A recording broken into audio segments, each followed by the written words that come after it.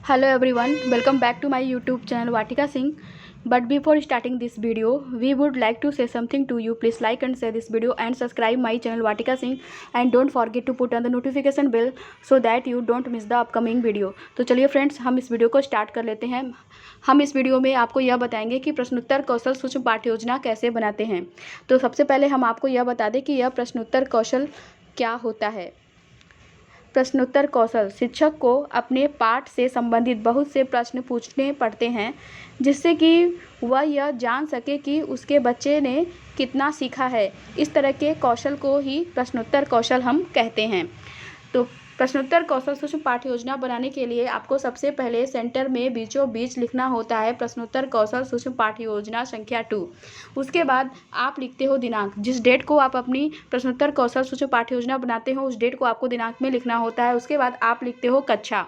आप जिस भी कक्षा के लिए अपना प्रश्नोत्तर कौशल सूक्ष्म पाठ्य योजना बनाते हैं उस कक्षा को आपको कक्षा में लिखना होता है। जैसा कि आप यहाँ पे देख पा रहे होंगे, कक्षा में हमने लिखा हुआ है 6, यानी कि हम 6 क्लास के लिए अपने प्रश्नोत्तर कौशल सूक्ष्म पाठ्य योजना को बना रहे हैं। उसके बाद आप लिखते हो समय विधि। सूक्ष्म प्रश्नोत्तर कौशल सूक्ष्म पाठ्य योजना बनाने के लिए आपको 7 मिनट दिया जाता है। उसके बाद आप लिखते हो शिक्षण कौशल। शिक्षण कौशल में आप लिखते हो प्रश्नोत्तर कौशल। उसके बाद अगला स्टेप आप लिखते हो विषय। विषय में यहाँ पे हमारा विषय है सिविक्स नागरिक शास्त्र में हम प्रश्नोत्तर कौशल सूक्ष्म पाठ्य योजना अपनी बना रहे हैं। उसके बाद आप लिखते हो कलांश। कलांश हमारा यहाँ पे है 6, इसलिए हमने क्लास में 6 लिखा हुआ है। उसके बाद आप लिखते हो प्रकरण। प्रकरण हमारा है राष्ट्रीय प्रतीक। तो पहले हम आपको यह बता दें कि यह प्रकरण क्या होता है। यह जो प्रकरण होता है यह पाठ का नाम होता है। इसको बिल्कुल ही बीचों बीच सेंटर में बोल्ड में और बहुत सुंदर ढंग से आपको इसको लिखना होता है। उसके बाद आप लिखते हो सहायक सामग्री। सहायक सामग्री पहले तो मैं आपको यह बता दूं कि यह सहायक सामग्री क्या होता है। यह जो सहायक सामग्री होता है जो बच्चों को पढ़ाने के दौरान आप ब्लैक बोर्ड पे जिन सहायक सामग्री का यूज करके बच्चों को आप ब्लैक बोर्ड पे समझाते हो, पढ़ाते हो और कोई भी टॉपिक आप बच्चों को एक्सप्लेन करते हो, जिस सामग्री का यूज करके उसी सामग्री को हम सहायक सामग्री कहते हैं। सहायक सामग्री के रूप में आप लिख सकते हो चाक, डस्टर, लपेट, श्यामपट्ट प्रकरण से संबंधित सहायक सामग्री आदि। उसके बाद आप लिखते हैं पूर्व ज्ञान।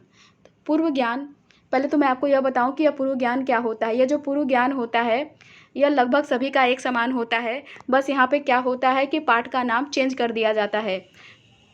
पूर्व ज्ञान में हम लिखेंगे छात्र नागरिक शास्त्र के बारे में सामान्य जानकारी रखते हैं, ऐसा हम पूर्व ज्ञान में एक लाइन लिखते हैं। उसके बाद हम 3 कॉलम बनाते हैं। पहला कॉलम तो हम बनाते हैं अध्यापक क्रियाओं का कॉलम, जिसमें हम उद्देश्य कथन लिखते हैं। दूसरा कॉलम जो है कि हम बनाते हैं छात्र क्रियाओं का कॉलम, जिसमें कि हम लिखते हैं छात्र नवीन ज्ञान के प्रति ध्यान केंद्रित करेंगे। उसके बाद हम लिखते हैं लास्ट कॉलम जो हम बनाते हैं वो है शिक्षक सहायक सामग्री का कॉलम, जिसमें कि हम लिखते हैं कथन प्रविधि। उद्देश्य कथन में हम लिखते हैं आज हम राष्ट्रीय प्रतीक का विस्तार से अध्ययन करेंगे। छात्र क्रिया के कॉलम में हम लिखेंगे छात्र नवीन ज्ञान के प्रति ध्यान केंद्रित करेंगे। शिक्षण सहायक सामग्री के कॉलम में हम लिखेंगे कथन प्रविधि।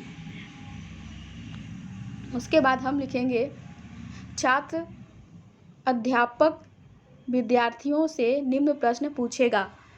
उसके बाद हम छात्र क्रिया के कॉलम में लिखते हैं विद्यार्थी छात्र अध्यापक द्वारा पूछे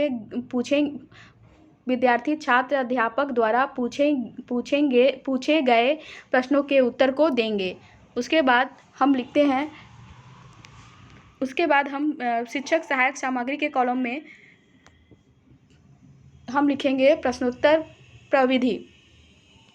तो अब हम छात्रों से प्रश्न पूछते हैं। हमारा पहला प्रश्न छात्रों से है हमारा देश भारत कब स्वतंत्र हुआ। तो छात्र आंसर देते हैं हमारा देश भारत 15 अगस्त 1947 ईस्वी को स्वतंत्र हुआ। दूसरा क्वेश्चन हमारा छात्रों से है, लगभग हम इसमें 4 क्वेश्चन छात्रों से पूछते हैं। भारत देश में कौन कौन से राष्ट्रीय पर्व मनाए जाते हैं। तो छात्र आंसर देते हैं भारत देश में 26 जनवरी, 15 अगस्त, 2 अक्टूबर राष्ट्रीय पर्व के रूप में मनाए जाते हैं। तीसरा क्वेश्चन हमारा छात्रों से है, 26 जनवरी के अवसर पर क्या फहराया जाता है? तो छात्र आंसर देते हैं, 26 जनवरी के अवसर पर राष्ट्रीय ध्वज फहराया जाता है। चौथा और लास्ट क्वेश्चन हमारा छात्रों से है, राष्ट्रीय ध्वज को हम क्या मानते हैं? तो छात्र आंसर देते हैं, राष्ट्रीय ध्वज को हम राष्ट्रीय प्रतीक के रूप में मानते हैं। तो अगर आपको हमारा ये प्रश्नोत्तर सूक्ष्म पाठ योजना आपके एग्ज़ाम के पॉइंट ऑफ व्यू से हेल्पफुल लगा हो तो आप हमारे इस वीडियो को कमेंट करिए, लाइक करिए और शेयर करिए। और अगर आप हमारे चैनल पे पहली बार आए हैं तो आप हमारे चैनल को सब्सक्राइब कर लीजिए, साथ ही साथ बेल आइकन को भी प्रेस कर लीजिए ताकि हम जब भी नया वीडियो अपना अपलोड करेंगे तो उसकी नोटिफिकेशन, उसकी अपडेट आपको जल्द मिल जाएगी, जिससे कि आप हमारे आने वाले न्यू वीडियो को मिस नहीं कर पाएंगे। तो हम आपसे फिर से मिलते हैं ऐसे ही बीएड के लेसन प्लान और बीएड से इम्पॉर्टेंट क्वेश्चन के साथ। अगर आपको हमसे कोई भी क्वेश्चन पूछना हो तो आप कमेंट सेक्शन में मुझसे क्वेश्चन पूछ सकते हैं या आप मुझे मेल भी करके क्वेश्चन पूछ सकते हैं और मैं आपके पूछे गए क्वेश्चन के आंसर को दूंगी। तो हम आपसे फिर से मिलते हैं अपने नेक्स्ट वीडियो के साथ। Thank you so much for watching my video and subscribe my channel.